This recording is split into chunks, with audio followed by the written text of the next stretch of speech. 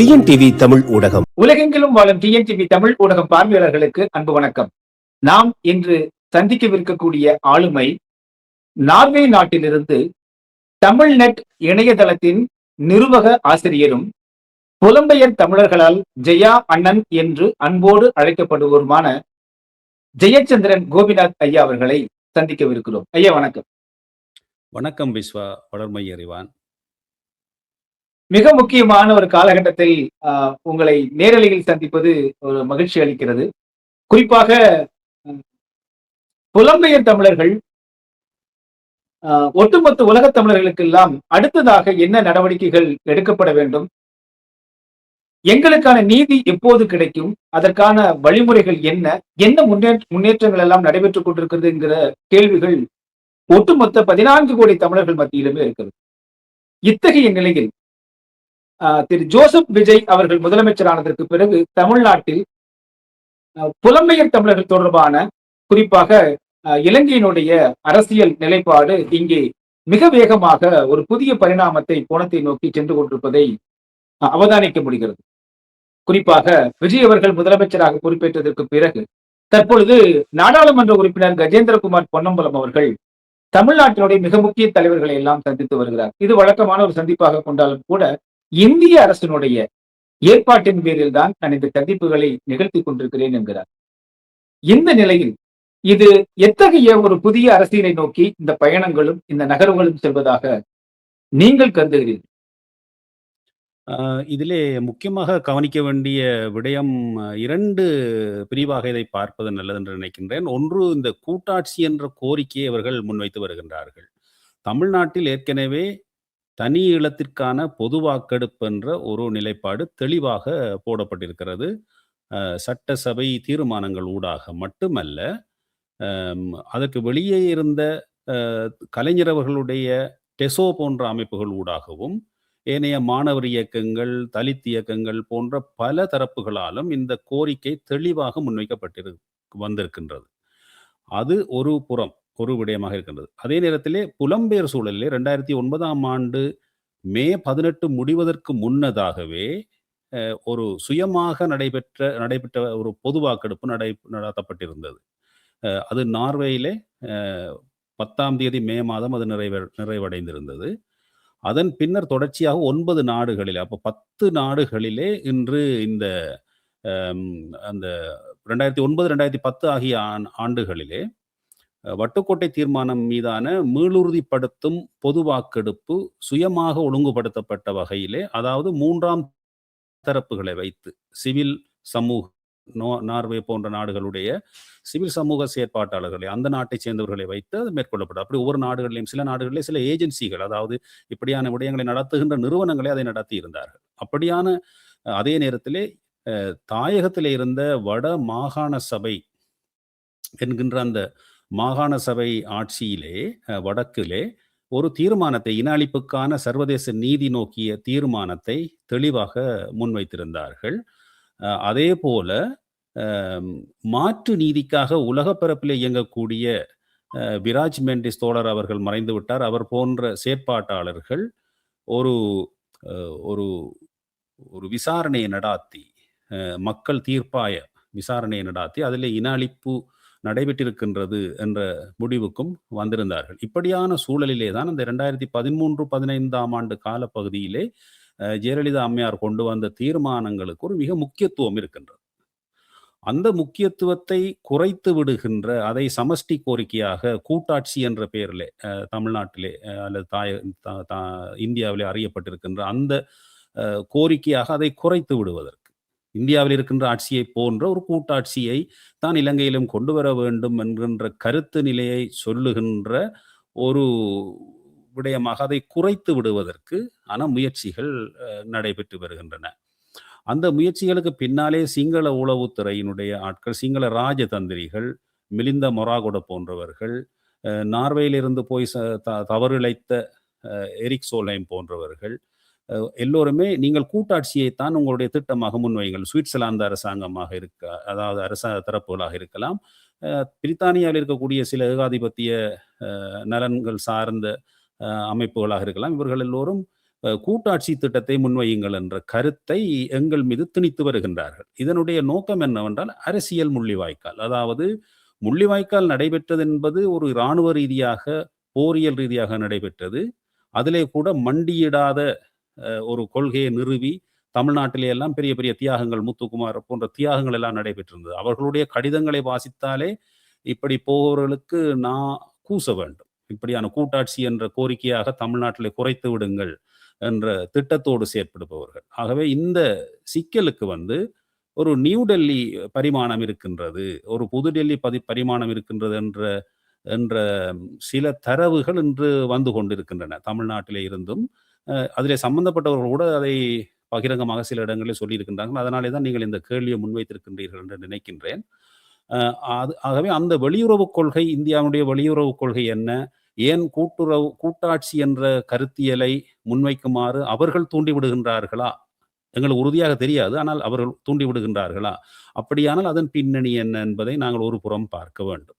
இன்னொரு புறம் எங்களுடைய போராட்ட வரலாற்றியல் ரீதியாக இந்த கூட்டாட்சி என்ற கோரிக்கையை வைப்பது தவறு. ஏன் தவறு என்பதை ஒரு அறிவியல் ரீதியாக, விஞ்ஞான ரீதியாக புரிந்து கொள்ள வேண்டும். இந்த தேவை தமிழ்நாட்டில் இருக்கக்கூடிய நீண்டகால செயற்பாட்டாளர்களில் ஒரு சிலரை தவிர பலருக்கு கூட தேவைப்படுகின்றது. அதாவது குறிப்பாக சொல்லப்போனால் நெடுமாறன் ஐயா அவர்கள், வைகோ அண்ணன் அவர்கள், இவர்களுக்கு ஒரு அரசியல் ஆழம் புரிந்தவர்கள். எங்களுடைய போராட்டத்தோடு பயணித்து தலைவரோடு மிகவும் நெருக்கமாக உரையாடி அந்தந்த காலங்களிலே அரசியல் ரீதியாக வந்தவர்கள் என்ற வகையிலே அவர்களுக்கு இந்த புரிதல் இருக்கின்றது, இந்த விஞ்ஞான விளக்கம் அவர்களிடம் இருக்கின்றது. ஆனால் ஏனைய தலைவர்களிடம் இந்த விஞ்ஞான விளக்கம் அவ்வளவு தெளிவாக இருப்பதில்லை. சில கட்சிகள் விளக்கங்களை வைத்திருக்கின்றன. இன்று நாம் தமிழர் கட்சி கொண்டு வந்திருந்த அந்த தேர்தல் விஞ்ஞாபனத்திலே இந்த விளக்கம் தெளிவாக தென்பட்டிருந்தது. ஆனால் அவர்களுடைய அரசியல் போக்குகள் எவ்வாறு இருக்கின்றன என்பது எங்களுக்கு தெரியவில்லை. இப்படி பல சிக்கல்கள் இருக்கின்ற இடத்திலே தான் இந்த புதிய முதலமைச்சராக வந்திருக்கின்ற விஜய் அவர்களுக்கு என்ன புரிதல் இருக்கும், எது இருக்காது என்பது ஒரு தெளிவில்லாத நிலையில் இருக்கின்ற பொழுது இப்படியான கோரிக்கைகளை கொண்டு வந்து பின் சக்திகளுடைய ஒரு நடவடிக்கையாக இதன் முன்னெடுக்கப்படுகிறதா என்ற கேள்வி எழுகின்றது. அதுவும் குறிப்பாக ஸ்டாலின் அவர்களை நோக்கி இதே போன்ற கோரிக்கை முன்வைக்கப்பட்டு அவர் ஒரு கடிதம் வரைகின்ற நிலை ஏற்பட்டு அதற்கு விமர்சனங்கள் எழுந்து இந்த விமர்சனங்கள் உரிய மட்டங்களுக்கு கொண்டு செல்லப்பட்ட பின்னரும் மீண்டும் இந்த வருகை நடைபெற்று மீண்டும் புதிய முதலமைச்சரிடம் ஒரு புதிய முடுக்கி விடுகின்ற நிலை வருகின்றது என்கின்ற பொழுது இன்னும் ஆழமாக இந்த விடயங்கள் கேள்விக்கு உள்ளாக்கப்பட வேண்டிய சூழல் உருவாகி இருக்கின்றது. ஒரு 60,000 பேர் தங்கள் இன்னுயிரை ஈந்து மாவீரர்களாக இருக்கிறார்கள். லட்சக்கணக்கான மக்கள் புலம்பெயர் தேசங்களிலே வாழ்ந்து கொண்டிருக்கிறார்கள். இந்த போராட்டங்கள், இந்த இழப்புகள் எல்லாம் இந்த கூட்டாட்சி என்கிற ஒரு அரசாட்சிக்காகத்தான் நடைபெற்றதா என்கிற கேள்வி எழுகிறது. இது ஏன் கஜேந்திரகுமார் பொன்னம்பலம் போன்ற இந்த நகர்வுகளை முன்னெடுப்பதாக நாம் சந்தேகிக்கப்படக்கூடியவர்கள் செய்கிறார்கள் என்பதாக நீங்கள் பார்க்கிறீர்கள்? இதிலே குறிப்பாக நீங்கள் பார்க்க வேண்டிய விடயம் என்னவென்றால், ஒரு சிவப்பு கோடு ஒன்று தெளிவாக போடப்பட்டிருக்கின்றது. இந்த சிவப்பு கோடு கூட்டாட்சி என்ற கோரிக்கையை தமிழர் தரப்பு தானாக முன்வைக்க கூடாது என்பதுதான் அந்த சிவப்பு கோடு. இந்த சிவப்பு கோடு எப்போது போடப்பட்டது என்பதையும் புரிந்து கொள்ள வேண்டும். இந்த சிவப்பு கோடு என்ற கருத்தியல் முதலாக 1958, 59 ஆண்டுகளிலேயே, அதாவது தேசிய தலைவர் ஆயுத போராட்டத்தை முன்னெடுப்பதற்கு பல ஆண்டுகளுக்கு முன்னதாகவே அந்த கருத்து முன்வைக்கப்பட்டு விட்டது.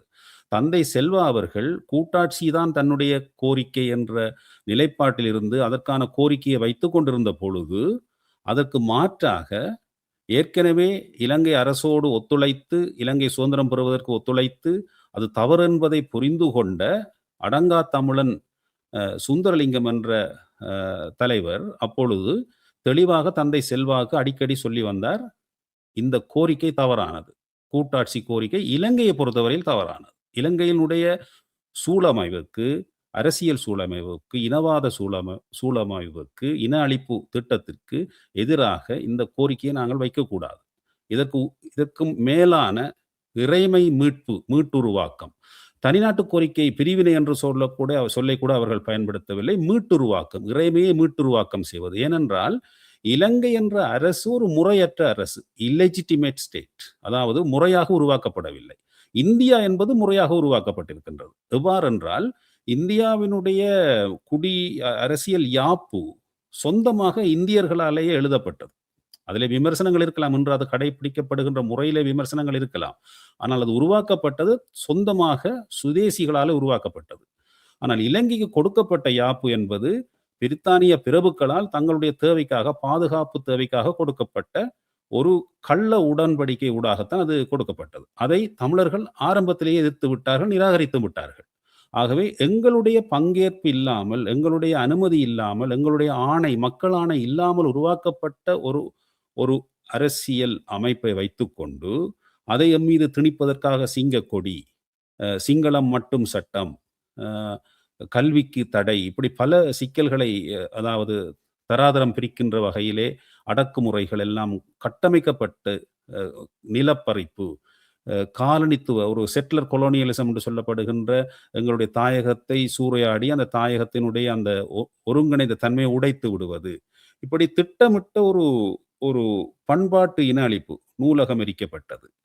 அனைத்து உலக தமிழாராய்ச்சி மாநாடு நடைபெற்ற பொழுது அதன் மீது தாக்குதல் என்று பலவிதமான ஒரு இன அழிப்பு விடயங்கள் நடந்து வெளிக்கடை படுகொலை எல்லாம் நடக்கின்ற அளவுக்கு இந்த இன அழிப்பு திட்டம் போய்கொண்டிருந்த பொழுதுதான் அப்போது வந்து கொண்டிருந்த அந்த அரசியல் அமைப்புகள் கூட 78ஆம் ஆண்டு ஒன்று வந்திருக்கின்றது, 72 ஒன்று வந்திருக்கின்றது. இந்த 72ஆம் ஆண்டு வந்த அரசியல் அமைப்பு இன்னும் கடுமையான ஒரு ஒற்றையாட்சி தன்மையை கொண்டு வந்தது. அதன் பின்னர் ஜனாதிபதி ஆட்சி முறை 78ஆம் ஆண்டு வந்தது. அது அமெரிக்காவை பின்பற்றி ஜனாதிபதி ஆட்சி முறை. ஜனாதிபதி ஆட்சி முறை, இந்த ஒற்றை ஆட்சி, இவை எல்லாத்தையும் விட கடுமையாக அங்கே இருக்கின்ற அரசியலமைப்பில் இருக்கின்ற அடிப்படையாக இருக்கின்ற விடயங்கள் வந்து என்ட்ரென்ச்ட் க்ளோசஸ் என்று சொல்லுவார்கள் ஆங்கிலத்திலே, அழுந்திய உறுப்புரைகள். சில அந்த அந்த இதில் இருக்கின்ற இந்த 3 அரசியலமைப்புகளையுமே தமிழர்கள் அங்கீகரிக்கவில்லை, எதிர்த்திருக்கின்றார்கள்.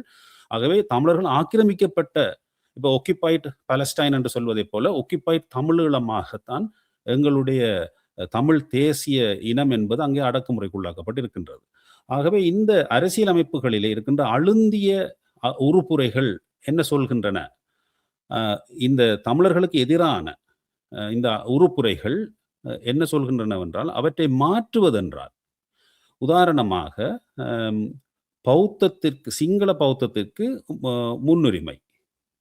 அப்படி என்றால் ஒரு சிங்கள பௌத்தத்துக்கு முன்னுரிமை என்றால் அதனுடைய அர்த்தம் என்னவென்றால், ஒரு சிறிய புத்த சிலையை கொண்டு வந்து ஒரு ஒரு சைவ கோயிலுக்கு முன்னால் வைத்துவிட்டு, ஒரு பிரபலமான சைவ கோயில், உதாரணமாக நல்லூராக இருக்கலாம் அல்லது திருக்கேதீஸ்வரமாக இருக்கலாம், அங்கே கொண்டு வந்து வைத்துவிட்டு அது வந்து அதில் ஒரு அரச மரத்தை நட்டுவிட்டு, இது வந்து ஒரு புனிதமான இடம் என்று சொல்லிவிட்டு அதில் ஒரு சிறிய சிலையை வைத்தால் அந்த சிலையை நாங்கள் அகற்ற முடியாது. ஏனென்றால் அரசியல் அமைப்பிலே அந்த அனைத்து மற்ற மதங்களை விட இந்த மதத்துக்கு முன்னுரிமை கொடுக்கப்பட்டிருக்கின்றது. இப்படித்தான் அந்த ஆக்கிரமிப்பு, பண்பாட்டு இன அழிப்பெல்லாம் இப்படித்தான் முன்னெடுக்கப்படுகின்றது. அங்கே எந்த ஒரு பௌத்தர்களும் வாழாத இடத்திலே இப்படியான வேலைகளை எல்லாம் அங்கே செய்வார்கள். இதற்கு அரசியல் அமைப்பு தான் ஒரு கருவியாக பயன்படுகின்றது. இந்த அழுந்திய உறுப்புரைகள், பௌத்தத்துக்கு முன்னுரிமை, இப்படியான ஒற்றையாட்சித்தன்மை, இப்படி எல்லா அழுந்திய உறுப்புரைகளை மாற்றுவதென்றால், மாற்றி அமைப்பதென்றால், இலங்கை தீவிலே 3/2 நாடாளுமன்ற உறுப்பினர்களுடைய 3/2 பெரும்பான்மை அங்கே இருக்க வேண்டும், முதலாவது. அடுத்ததாக இலங்கை தீவு முழுவதும் நடத்தப்படுகின்ற பொது வாக்கெடுப்பிலே 50% அதாவது பெரும்பான்மை அதிலே வர வேண்டும் தெளிவாக. அப்படி வந்தால்தான் அதை மாற்ற முடியும். என்றால் இலங்கை தீவிலே நீங்கள் அரசியலமைப்பை ஒருபோதும் மாற்ற முடியாது. ஏனென்றால் ஏதோ ஒரு அரசியல் கட்சி இதுக்கு எதிராக, சிங்கள பௌத்த பேரினவாத கட்சி ஒன்று இதற்கு எதிராக பிரச்சாரங்களை மேற்கொண்டு, பரப்புரைகளை மேற்கொண்டு இதை முறியடிக்கின்ற பொழுது சிங்கள மக்கள் பெரும்பான்மையாக இதற்கு இந்த மாற்றங்களை விரும்பாதவர்களாகத்தான் பொது வாக்கெடுப்பிலே வாக்களிக்கப் போகின்றார்கள். ஆகவே இலங்கையின் உள்ளார்ந்த பொறிமுறைகள் ஊடாக தமிழர்களுக்கு தீர்வு தரக்கூடிய ஒரு அரசியலமைப்பு தீர்வொன்றை உருவாக்கவே முடியாது. இதற்காகத்தான் இந்த போராட்டம் அமைதி வழியிலே நடந்து, பிறகு ஆயுத போராட்ட வழியிலே நடைபெற்று, இப்பொழுது சர்வதேச நீதி என்ற அடிப்படையிலே ஒரு வெளியக தலையீடோடு, 3ஆம் தரப்பினுடைய மத்தியசத்தோடு, ஆர்பிட்ரேட்டர் என்று சொல்வார்கள், அதாவது அவர்கள் நீதவான்களாக இப்படித்தான் உங்களுடைய தீர்வு அமைய வேண்டும் என்று ஒரு 3ஆம் தரப்பு அந்த தீர்வை கொண்டு வந்து வைக்க வேண்டும், திணிக்க வேண்டும். அதை நடைமுறைப்படுத்துவதற்கு சர்வதேச நீதி என்ற அடிப்படையில் நின்றுதான் இதை செயற்பட வேண்டும் என்பதுதான் தமிழர்களுடைய கோரிக்கையாக இருக்கின்றது. அப்படி இருக்கின்ற பொழுது உள்ளே இருக்கின்ற தரப்புகள், உதாரணமாக 6ஆம் சட்ட திருத்தம் என்று ஒன்று போடப்பட்டிருக்கின்றது இலங்கையின் அரசியலமைப்பிலே. நீங்கள் இலங்கையினுடைய முழு இலங்கையினுடைய ஒரு நாடாக இருக்கின்ற முழு இலங்கையினுடைய டெரிட்டோரியல் இன்டெகிரிட்டி என்று சொல்வார்கள், ஆழ்புல ஒருமைப்பாடு என்று அதற்கு தமிழ் பெயர். டெரிட்டோரியல் இன்டெகிரிட்டி என்று சொல்வார்கள். அந்த டெரிட்டோரியல் இன்டெகிரிட்டிக்கு, அந்த அந்த நில ஒருமைப்பாட்டுக்கு, ஆழ்புல ஒருமைப்பாட்டுக்கு எதிராக செயற்படுவதாக கருதப்படுவது அனைத்துமே பயங்கரவாதம் இலங்கையை பொறுத்தவரை. அப்படியான ஒரு விடயத்தை வைத்துக் கொண்டு அவர்கள் 6ஆம் சட்ட திருத்தம் என்று ஒன்றை வைத்திருக்கின்றார்கள், பயங்கரவாத தடை சட்டம் என்று ஒன்றை வைத்திருக்கின்றார்கள். இப்படியான விஷயங்களை வைத்துக் கொண்டுதான் இந்த அடக்குமுறை அங்கே நடைபெறுகின்றது. இப்படியான சூழலிலே போய் நீங்கள் கூட்டாட்சி செய்வது என்பது, அதுவும் ஒரு கொடூரமான இன அழிப்பு நடைபெற்றிருக்கின்ற ஒரு நாட்டிலே போய் இன அழிப்பை புரிந்த அரசும் மாற்றி, இப்ப தென்னாப்பிரிக்காவை எடுங்கள். தென்னாப்பிரிக்காவிலே வெள்ளை இன அடக்குமுறை நடைபெற்றது. அது மாறி ஒரு கருப்பின மக்களுடைய பெரும்பான்மை ஆட்சி அமைக்கக்கூடிய சூழல் உருவாகிய பின்னர் தான் அங்கே ஒரு நல்லிணக்கம், ஒரு புதிய ஆட்சி முறை என்பது வருகின்றது. ஆனால் இலங்கை தீவிலேயோ இன அழிப்பை செய்த தரப்பே, ஒரு அரச தரப்பே மூர்க்கமான தரப்பாக இன்று நுட்பமாக இன அழிப்பை புரிகின்ற ஒரு சக்தியாக இருக்கின்ற பொழுது, அந்த சக்தியோடு போய் கூட்டாட்சி நீங்கள் வைக்க போகின்ற என்ற பொறிமுறைகள் போகின்ற பொழுது, நீங்கள் அந்த சர்வதேச பொறிமுறை, வெளியக தீர்வு எல்லாத்தையுமே புறக்கணித்து விட்டு ஒரு தவறான வழியிலே பயணிக்கின்றீர்கள்.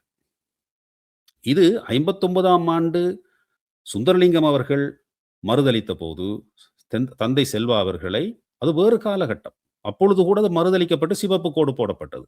அதே சிவப்பு கோட்டை நவரத்தினம் என்கின்ற மூத்த தமிழரசு கட்சியில் இருந்த ஒருவர், அவர் அதிலிருந்து பிரிய வேண்டிய சூழல் உருவாகியது 69ஆம் ஆண்டு அளவிலே.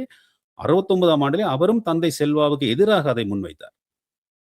அதன் பின்னர் 72ஆம் ஆண்டு ஒற்றையாட்சி கடுமையாக வந்த பொழுதுதான் தந்தை செல்வா உணர்ந்து கொண்டு 72ஆம் ஆண்டிலிருந்து 76ஆம் ஆண்டு வட்டுக்கோட்டை தீர்மானம் வருகின்ற, பிரகடனம் வருகின்ற காலம் வரை, அவர் கொண்டு வருகின்ற காலம் வரை அவர் அதற்கான ஒரு கருத்து நிலை மாற்றத்தை ஏற்படுத்தி, இனிமேல் நாங்கள் கூட்டாட்சியை எங்களுடைய கோரிக்கையாக ஒருபோதும் முன்வைக்க கூடாது என்று தெளிவாக சொல்லிவிட்டார். அவருக்கு கூட தெரியாது இப்படி ஒரு பெரிய ஒரு ஆயுத போராட்டம், அதன் பின் ஒரு சர்வதேச பரிமாணம் என்றெல்லாம் காலம் வெடிக்கும் என்பது தெரியாத ஒரு காலத்திலே அவர் தெளிவாக அந்த சிவப்பு கோட்டை அழுத்தமாக போடுகின்றார்.